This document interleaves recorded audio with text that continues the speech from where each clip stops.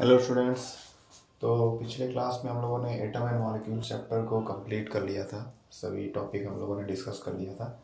आज कुछ एक दो न्यूमेरिकल्स हम लोग डिस्कस करेंगे जो थोड़े से ट्रिकी हैं लिटिल बिट, और वो भी देखने में ट्रिकी है, ऐसे सॉल्यूशन करने में आसान है, तो उसी को हम लोग समझेंगे। साथ में एक दो क्वेश्चन आया है स्टूडेंट का, तो उसको भी सॉल्व आउट करेंगे। तो पहले जो स्टूडेंट का क्वेश्चन आया उसको देख लेते हैं। पहला क्वेश्चन था, how can we find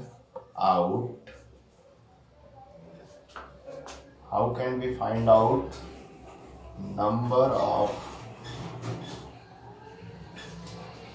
valency on polyatomic ion। ये क्वेश्चन है कि किसी पॉलीएटॉमिक आयन पे वैलेंसी कितनी होती है, कितने चार्ज होते हैं, वो कैसे हम लोग पता कर सकते हैं। तो इसका मैंने आपको वीडियोस में ही बताया था कि आपको थोड़ा सा लर्न करना पड़ेगा, है ना। या फिर एक सिंपल सा मेथड है, सिंपल सा मेथड को एग्जांपल ले लेते हैं। स्टार्ट करते हैं सोडियम नाइट्रेट से, NaNO3, ठीक है। अब NaNO3 में एक सोडियम है और दूसरा नाइट्रेट है, ठीक। तो अगर हम लोग को किसी एक पार्टिकल का आयन या चार्ज पता है तो डेफिनेटली दूसरे का हम लोग बता सकते हैं। क्यों? क्योंकि एक कोई भी जो मॉलिक्यूल होता है या कंपाउंड होता है वो क्या होता है, कंप्लीटली न्यूट्रल होता है, ऑलमोस्ट न्यूट्रल होता है। बट सॉल्यूशन के में जाने के बाद या पानी में डिजॉल्व होने के बाद वो आयंस में टूट जाता है और आयनिक नेचर शो करता है। कुछ शो करते हैं, कुछ नहीं शो करते हैं। जो नहीं शो करते हैं वो आयनिक नहीं होते हैं, ठीक। तो यहाँ पर भी कोई भी मॉलिक्यूल हो वो न्यूट्रल होता है, इलेक्ट्रो न्यूट्रल होता है, यानी कि उस पर प्लस जितना है उसको बैलेंस करने के लिए उतना ही माइनस दूसरा पार्टिकल डालता रहता है, ठीक है। तो सोडियम नाइट्रेट में मान लीजिए हमको नाइट्रेट का चार्ज नहीं पता है, सोडियम का नहीं पता है, तो पता कर सकते हैं through Niels Bohr theory. Niels Bohr का जो थ्योरी है जो आप लोग अगले चैप्टर में भी पढ़ेंगे, तो उसके हेल्प से आप लोग क्या करेंगे, निकाल सकते हैं सोडियम पे आयन। जैसे सोडियम का जो एटॉमिक नंबर होता है वो 11 होता है, ठीक है। 11 यानी इसको अगर इसके इलेक्ट्रॉन को डिस्ट्रीब्यूट करें अलग अलग एनर्जी सेल में, जैसा कि नील बोर ने बताया था, तो इस तरह से डिस्ट्रीब्यूट होगा। 2 8 1 11 टोटल हो गया। इसका लास्ट सेल जो सोडियम का है M सेल में आ रहा है और 1 इलेक्ट्रॉन है।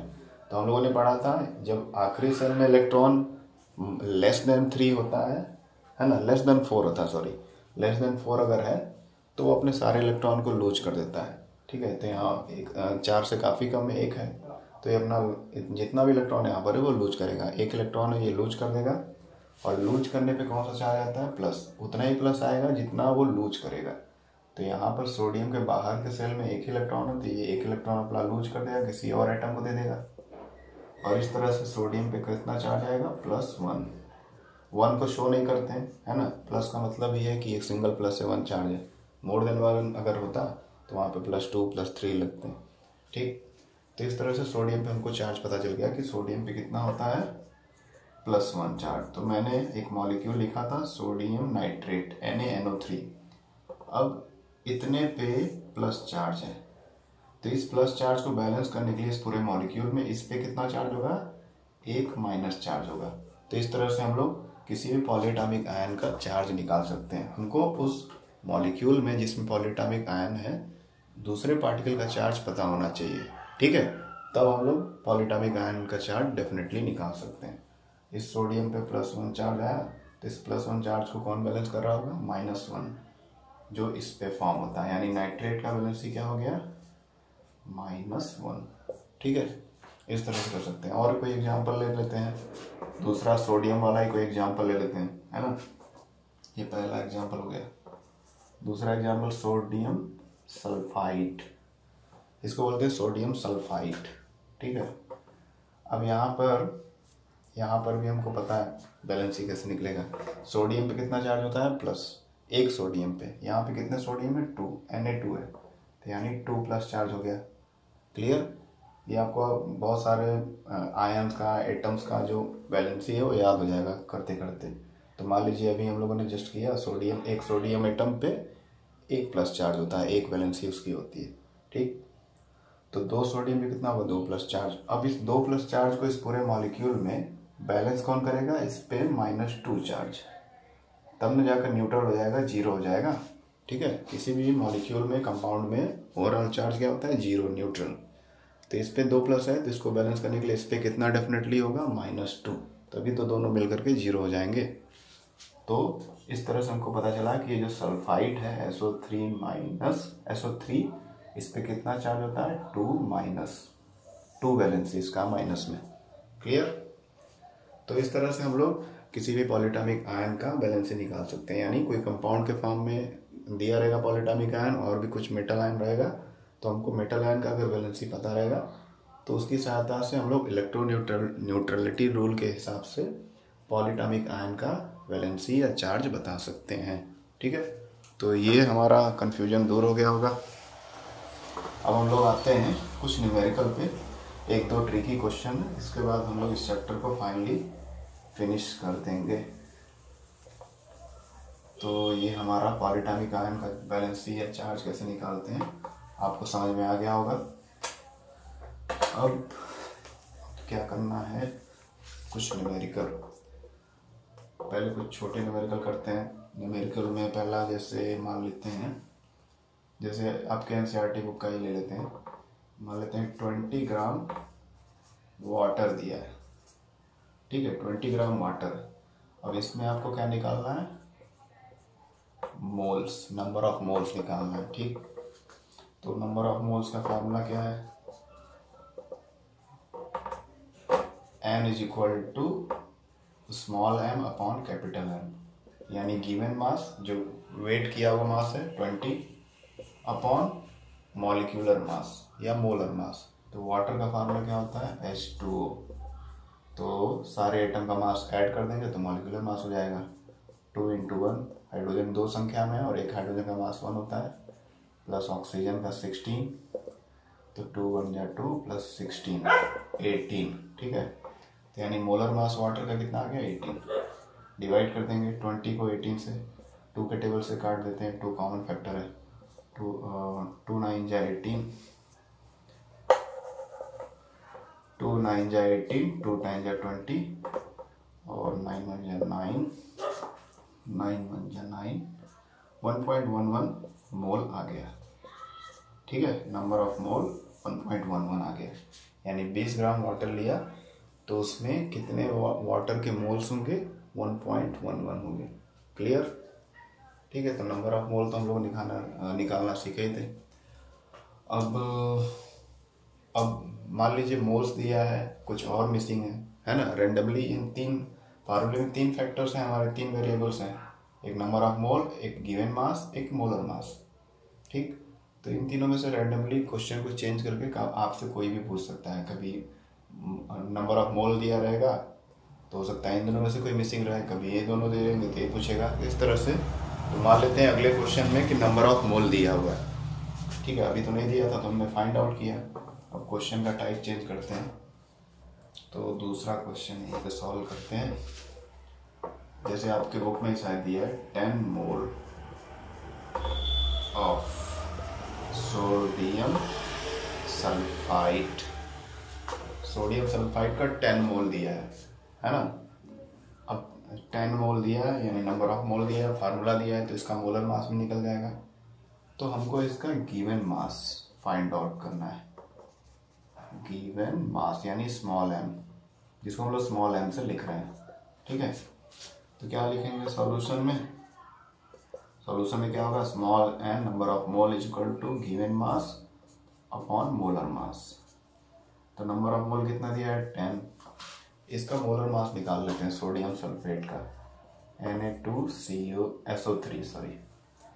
तो सोडियम का, एक सोडियम एटम का मास होता है 23, कितने सोडियम है, 2, तो 23 × 2 कर देंगे, प्लस 2 पहले भी इंटू कर सकते थे, बाद में भी 2 × 23 करें या 23 × 2, दोनों एक ही बात है। फिर सल्फर है, सल्फर का मास होता है 32, एक ही है तो 1 से मल्टीप्लाई करेंगे या छोड़ भी देंगे तब भी चलेगा। ऑक्सीजन कितना है, 3 × एक ऑक्सीजन का मास 16, तो 23 2 जा 46 प्लस 32 प्लस 48 कितना आ गया, 4 3 7 4 4 8 80 हो गया, 80 और 110 124 2 26 4 4 8 80 88 90 और 90 30 120 126 ठीक है, 126 आ गया यूनिट मोलर मास या molecular mass of sodium sulphide. ठीक है, तो नंबर ऑफ मोल दिया है, एन का वैल्यू, गिवन मास नहीं दिया है, अपॉन क्या दिया है, मोलर मास हमारा फार्मूले से फाइंड आउट कर लिया हमने 126। तो गिवन मास क्या होगा 126 इंटू 10 क्रॉस मल्टीप्लाई यहाँ कर रहे हैं तो आ जाएगा 1260 ग्राम, है ना। क्लियर, इस तरह से क्वेश्चन आपको घुमा फिरा कर दे सकता है, बहुत ही सिंपल रहेंगे। आपको बस थोड़ा सा इजी सा मेथड अप्लाई करना है और ये आसानी से हो जाएगा। सारे मेथड को सही से फॉलो करना, सब हो जाएगा। ठीक है ना। तो यहाँ पे सोडियम सल्फाइड दिया था 10 मोल, यानी नंबर ऑफ मोल दिया था, इसका फार्मूला दिया तो इससे मोलर मास निकल ही जाएगा और इसका गिवन मास अल्टीमेटली फार्मूले की सहायता से फाइंड आउट कर लेंगे हम लोग, है ना। क्लियर, ये फार्मूला है नंबर ऑफ मोल n बराबर given mass small m upon molar मास। तो नंबर ऑफ मोल की जगह पे n की जगह पे 10 रख दिया, गिवन मास पता नहीं है, अपॉन मोलर मास हमने फाइंड आउट किया। अब मोलर हमको गिवन मास स्मॉल m निकालना है, ये निकालना है, तो इन दोनों का हमको क्रॉस मल्टीप्लाई करना होगा। 126 इंटू 10 करेंगे तो 1260 ग्राम आ गया हमारा गिवन मास। ओके, चलिए, तो ये हो गया। एक और क्वेश्चन कर लेते हैं जो थोड़ा सा ट्रिकी है, आपके एनसीईआरटी का शायद लास्ट क्वेश्चन है एक्सरसाइज का, लिटिल बिट ट्रिकी है, लेकिन उस तरह के और भी क्वेश्चन आपसे पूछे जा सकते हैं, तो उसको मैं बता दे रहा हूँ ताकि आप उस तरह के क्वेश्चन के लिए रेडी रहें। क्वेश्चन क्या है, ये हमारा तीसरा क्वेश्चन है प्रैक्टिस के लिए। उसमें दिया है कि एल्युमिनियम ऑक्साइड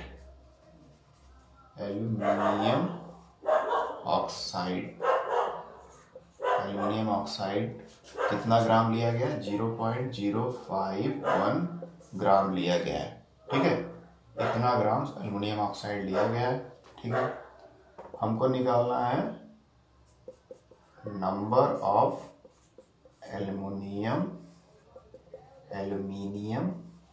आयंस, बस इतना दिया है ना। सेंटेंस में नहीं लिखा है मैंने, शॉर्ट में लिखा है क्वेश्चन कि एल्युमिनियम ऑक्साइड नाम का एक कंपाउंड है, केमिकल है, जो इतना ग्राम लिया गया है, 0.051 ग्राम। इतना मतलब मिलीग्राम में एक तरह से, है ना, पॉइंट में लिखा है तो इसलिए ग्राम में। इस इतने ग्राम इस कंपाउंड में कितने एल्युमिनियम आयन होंगे, ये हमको पता करना है। ठीक, तो सबसे पहले हमको मास दिया है, ये गिवन मास है, वेट करके दिया गया है, और कंपाउंड का नाम भी दिया है, लेकिन कंपाउंड का फार्मूला नहीं दिया। हमको नाम से उसका फार्मूला बनाने आना चाहिए, है ना। तो हमने इस चैप्टर में पढ़ा भी है कि नेम से या एलिमेंट का नाम पता है तो उससे हम लोग उसकी वैलेंसी से मल्टीप्लाई करके फार्मूला बना सकते हैं। तो एल्युमिनियम और ऑक्साइड लिखा है, तो हमने एल्युमिनियम लिख दिया, ऑक्सीजन लिख दिया। दो एलिमेंट है एल्युमिनियम और ऑक्सीजन, उन्हीं से मिल करके एल्युमिनियम ऑक्साइड बना है। हमको फार्मूला पता नहीं चल रहा नाम से। अब वैलेंसी एल्युमिनियम का कितना होता है 3, ऑक्सीजन का कितना है 2, क्रॉस मल्टीप्लाई कर देते हैं, है ना। तो क्रॉस मल्टीप्लाई करने पे क्या फार्मूला बन रहा है, Al into 2 O into 3 O3 aluminium oxide, यानी जो कंपाउंड इतना हमने लिया है 0.051 ग्राम, उसका फार्मूला क्या है Al2O3। क्लियर, ये हो गया। चलिए, अब फार्मूला पता चल गया तो इससे हम लोग मॉलिक्यूलर मास इसका निकाल लेंगे, जिससे नंबर ऑफ मोल निकालना आसान होगा। ठीक है, तो हमारा ये फार्मूला क्लियर हो गया, Al2O3 एल्युमिनियम ऑक्साइड का ये फार्मूला है जो हमने चैप्टर में दिए गए मेथड से फाइंड आउट किया। ठीक है, उनके वैलेंसी को क्रॉस मल्टीप्लाई करके। क्लियर, तो ये हमारा Al2O3 है, Al2O3।